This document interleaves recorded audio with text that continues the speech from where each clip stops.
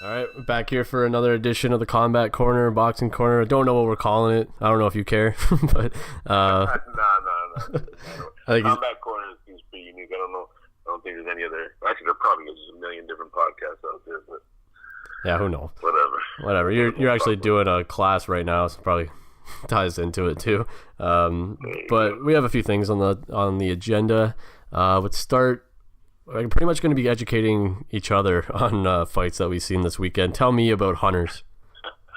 Hunter Lee, former three-time national champion, had his match on Saturday night in Amherstburg against Nate DePasquale, a very tough competitor from the Fighting Island Boxing Club.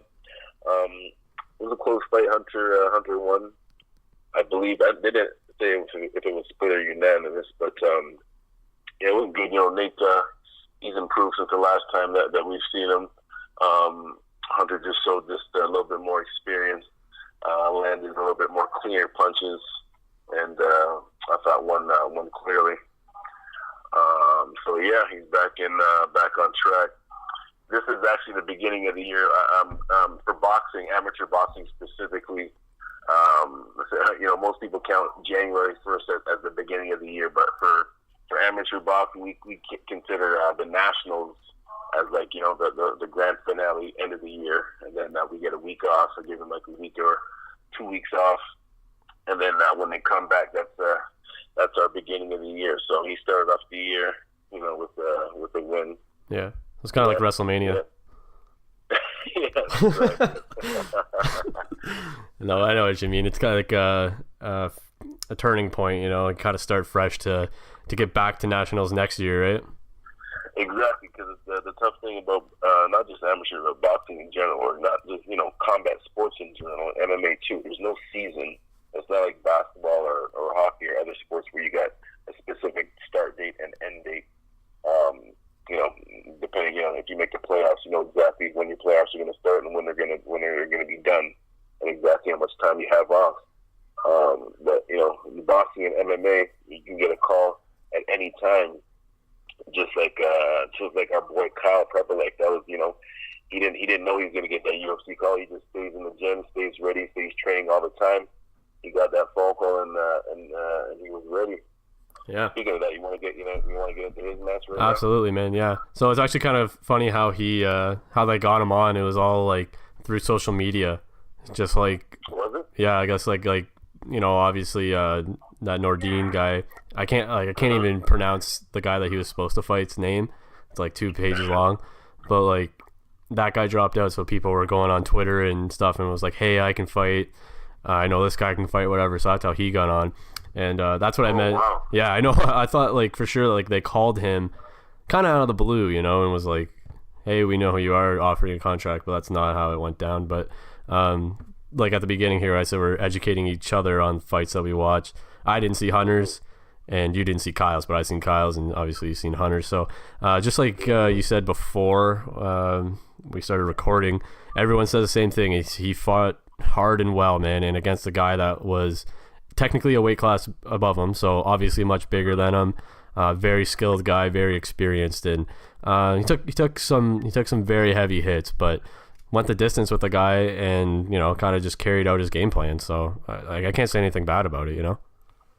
Yeah, that's exactly what I heard too. He fought very well, but it was just, you know, it's pretty obvious that he was competing against a bigger guy, and so that was just the main difference. But you know, his stand up was very good. They just said it was just the difference was just the weight class. But you know, I'm sure he's going to get back to the gym. He's back to the gym already, training hard, and back to his proper weight class, which is 155. I'm sure he's going to come back stronger. Yeah, and I mentioned it here and to people many times, but I don't know if you know, he signed a 4-fight contract, and so he's certainly going to be back in the UFC. Yeah, man, that's awesome, man. He deserved it, man. Like I said, I've been seeing him work hard for a couple of years now, so he finally got his shot. That's what I was talking about always being ready, because, you know, he didn't know he was going to get that call. He was just, you know, unless you actually have your contract already and know when you're fighting, like, if you're just, you know, someone on the come up, you just have to be ready at all times. That's boxing and MMA. Yeah. Right? You got to be ready at all times. So because we have another card here next month, and he was saying that like he wasn't actually booked for it. I thought he was, but he was just staying sharp to, just in case they wanted to book him for that. And then the call for UFC came. So again, just like you're saying, he was just like, I asked him, like, well, what did you do once you were official? And he said, like, he didn't actually have like any training regimen that he went into. He was just staying on top of his game, what he was always doing. Staying sharp. Staying sharp. Yeah, and it certainly helped. I kind of compare it to the fight that we last seen him fight, Central Combat there, or Central Athletics. But it wasn't like Kyle was putting it on that Cody Pfister guy here in Windsor.